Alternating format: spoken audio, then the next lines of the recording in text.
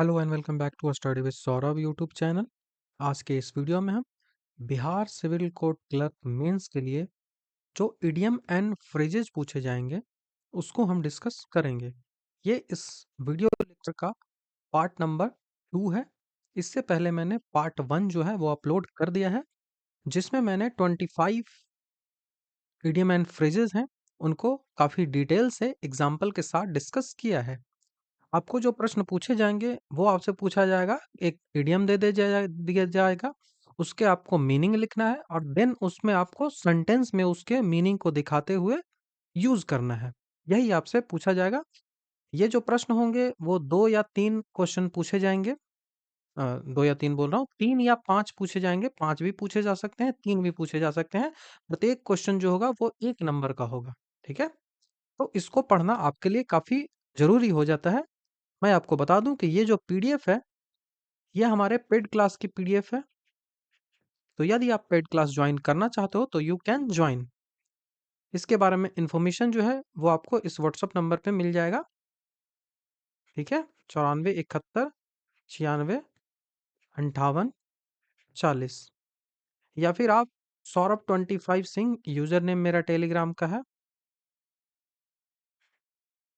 जो वीडियो है उसके डिस्क्रिप्शन में ये सारी चीजें इंफॉर्मेशन मेरा जो है वो मिल जाएगा, तो यहाँ से आप कांटेक्ट कर सकते हो। और जो टेस्ट है उसके बारे में इंफॉर्मेशन यहाँ पे लिखी गई है।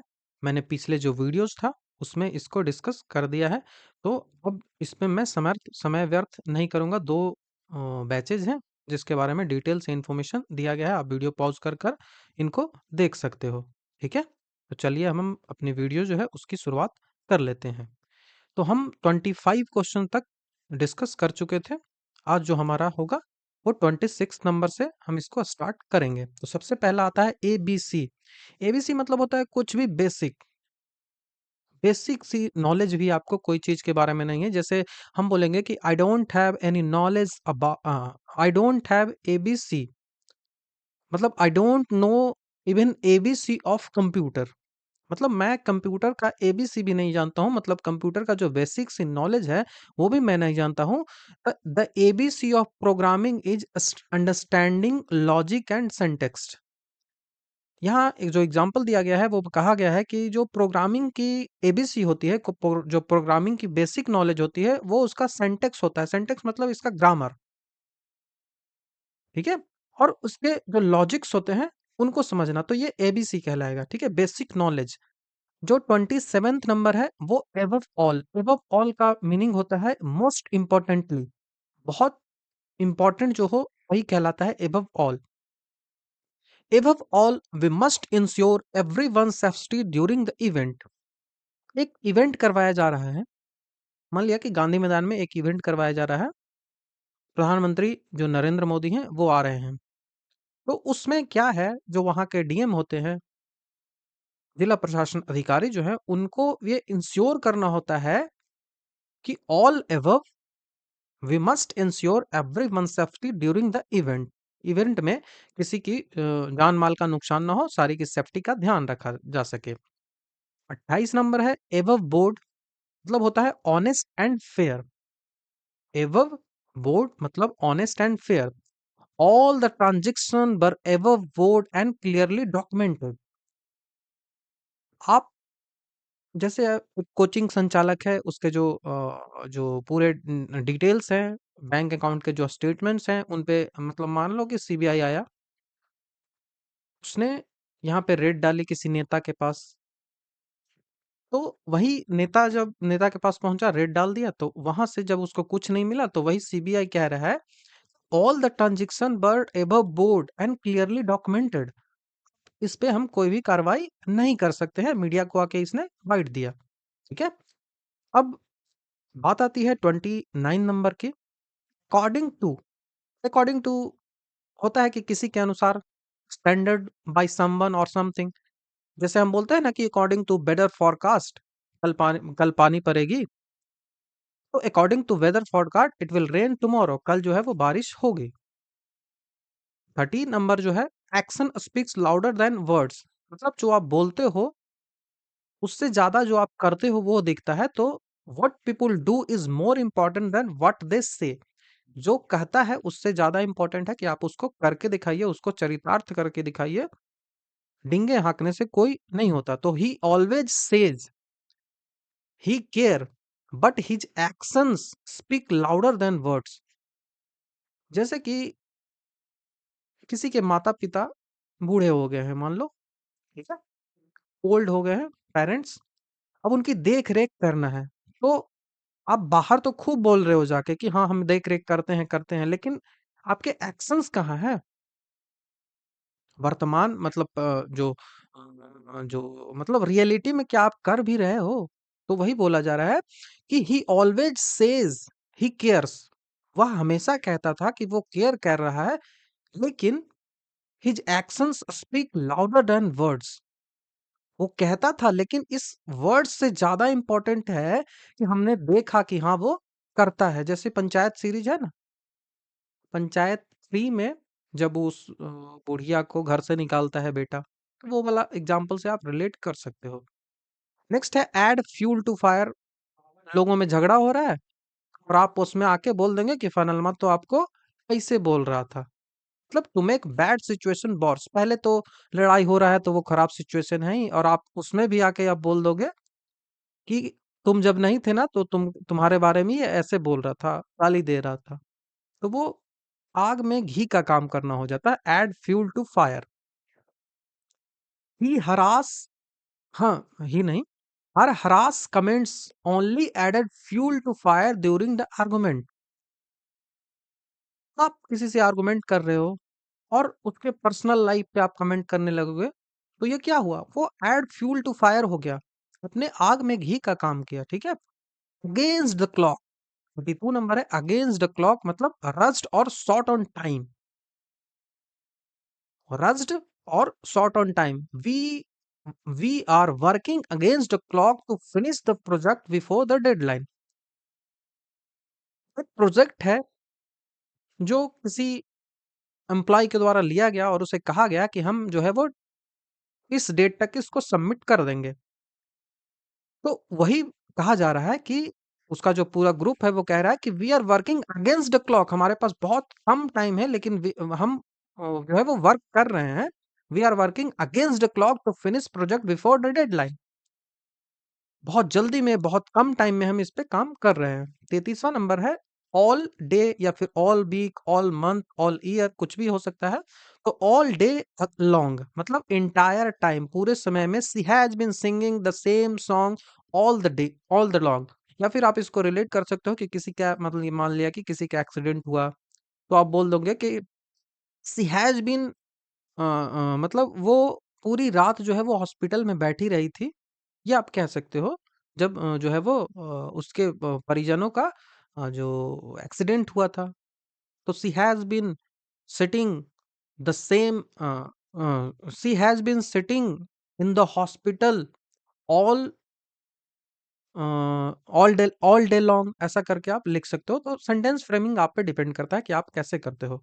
ऑल अलोंग जो है द इंटायर टाइम या फ्रॉम द बिगनिंग, पूरा समय जो होता है वो ऑल अलोंग हो जाएगा। कि आई knew all along that she was planning a surprise party for me. मैं जानता था पूरे तरीके से, और शुरू से ही मुझे ये पता था कि जो है वो पार्टी देने के लिए वो प्लान कर रही है, ये मुझे पता था। या फिर आप किसी कोई आपको डिसगाइज करता है, कोई आपको धोखा देता है, तो आप बोलते हो कि मुझे पहले से ही पता था कि तुम मुझे धोखा देने वाले हो।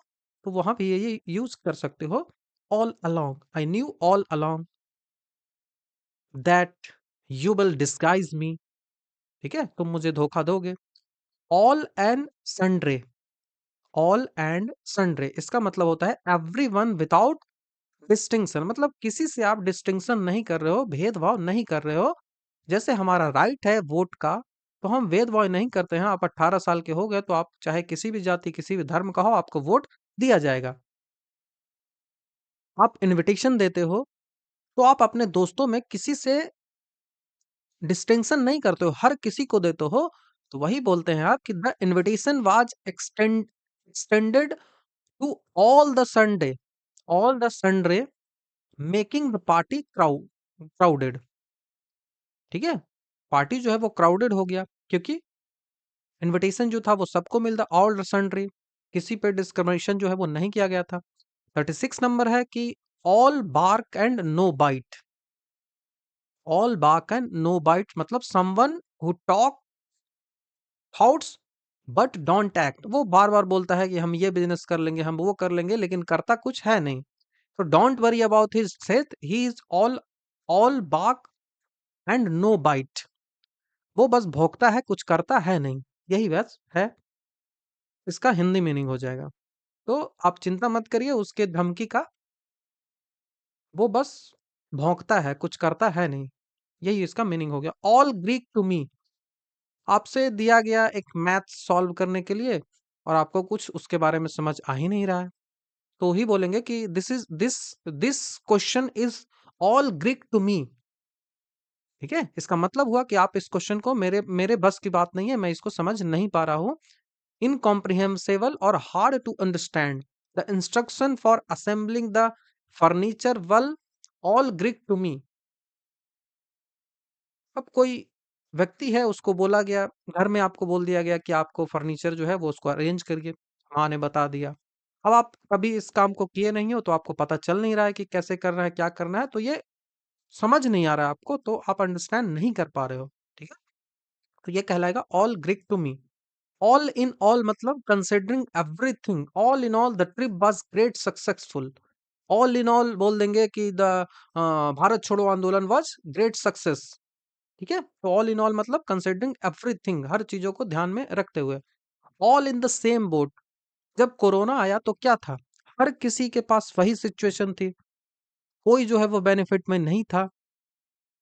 तो फेसिंग द सेम सिचुएशन और चैलेंजेस, तो जब भी पेंडेमिक आया हमारे पास, तो सबने रियलाइज किया, we realize that we are all in the same boat.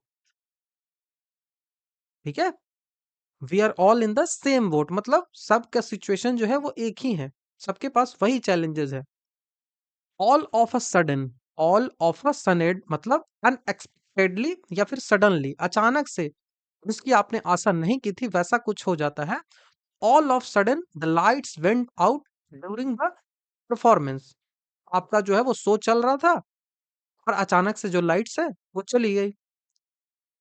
तो जब लाइट चली गई तो आपके परफॉर्मेंस के ड्यूरिंग चली गई, तो वही बोलेंगे कि all of sudden the light went out during the performance. All right आप सीधा बोलते हो एक्सेप्टेबल या ओके।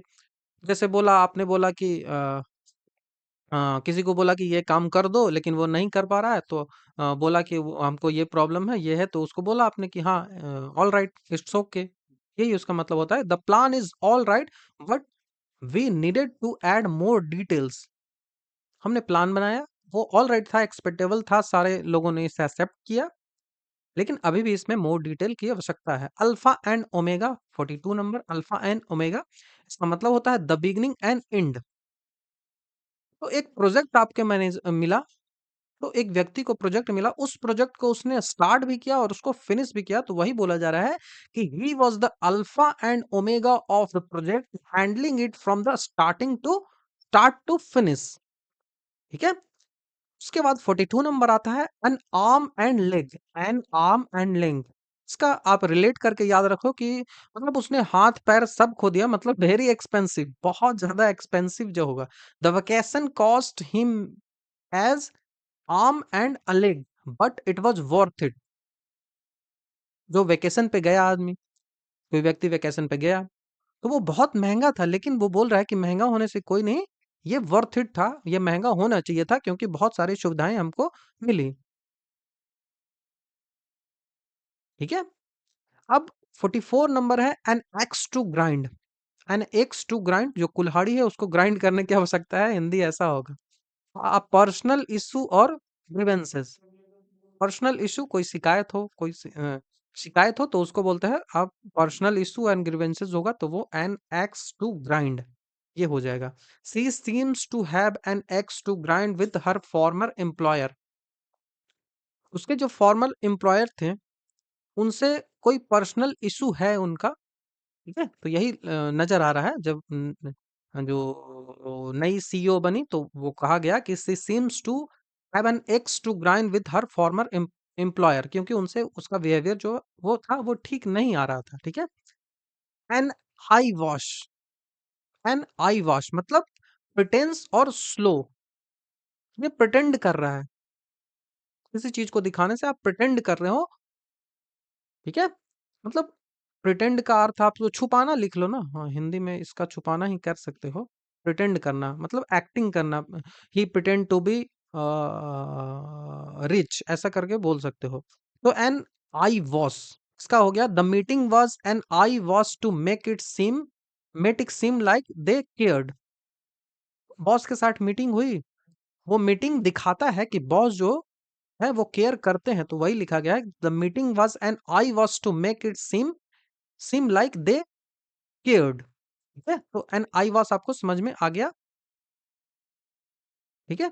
ये दिखाने के लिए था, तो सो भी होता है और प्रिटेंस मतलब छुपाना होता है, ठीक है।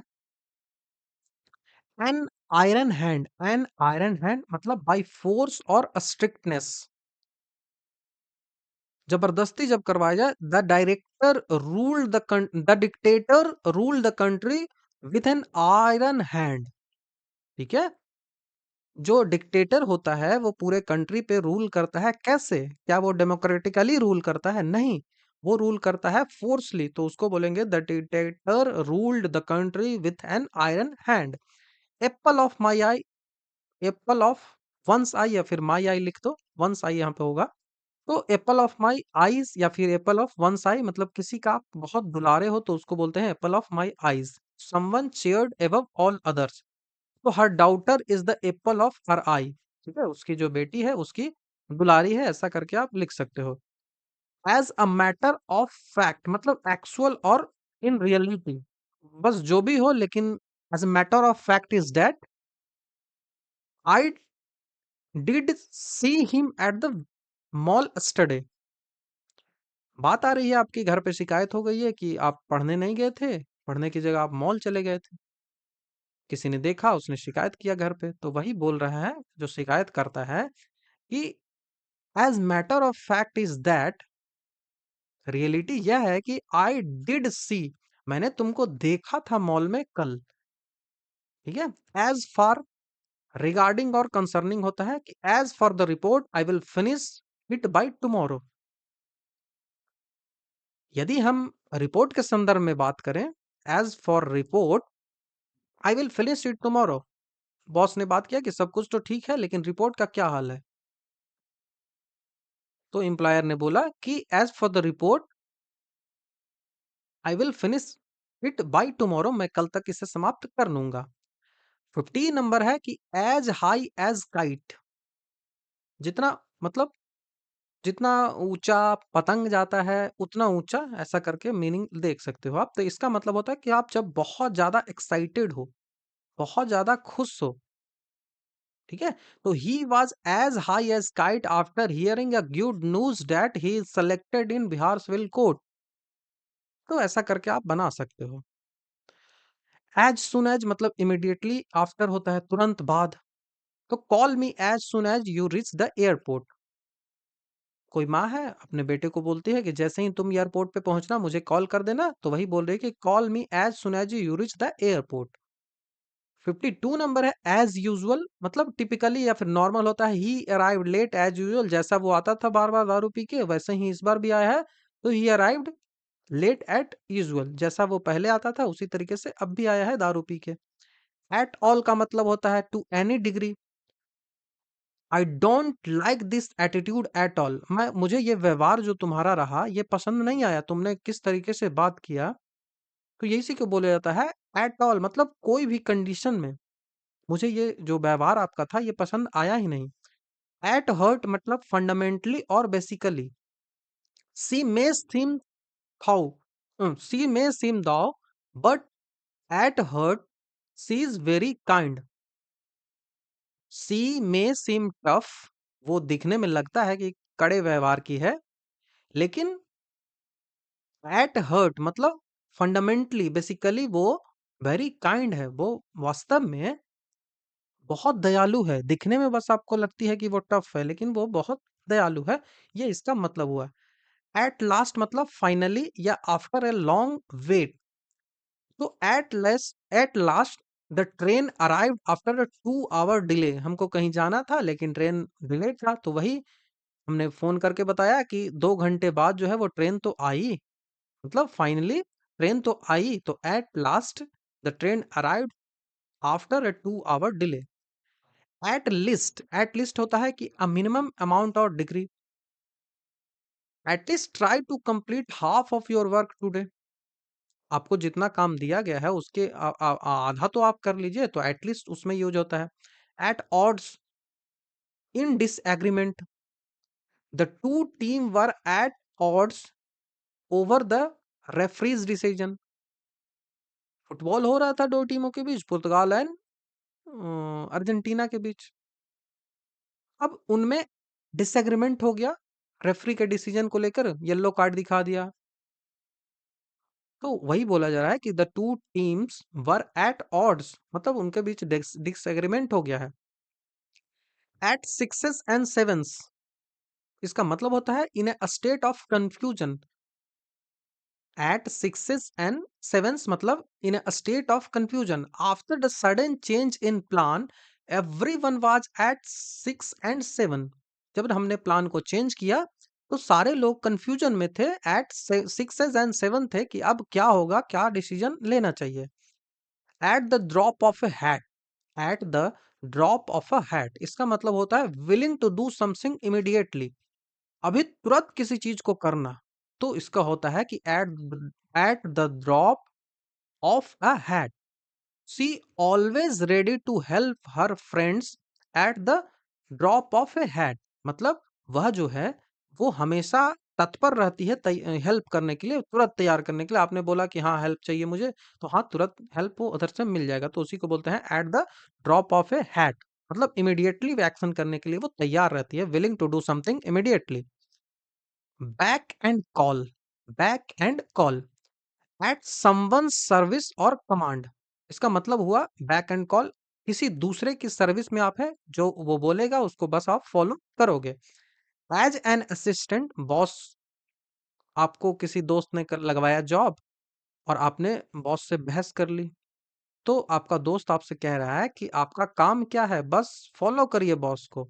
तो as an assistant she is always at her boss beck and call. वो क्या रहती है, हमेशा उनकी सर्विस में रहती है, उनका जो भी कमांड रहता है वो पूरा करती है। Back and forth, back and forth मतलब moving backward and forward. The kid were running back and forth across the playground, वो आगे पीछे दौड़ रहे थे प्लेग्राउंड के, तो ये बैक एंड फोर्थ हो गया। बैक सीट ड्राइवर मतलब someone who gives unwanted advice, जो एडवाइस की जरूरत थी नहीं वो एडवाइस दिया जा रहा है। तो my mother is such a back seat driver when I am behind the wheel. ठीक है, तो बैक सीट ड्राइवर मतलब होता है कि someone who gives unwanted device, advice, कोई सलाह देना जो कि जरूरत हो ना हो नहीं उस सलाह की।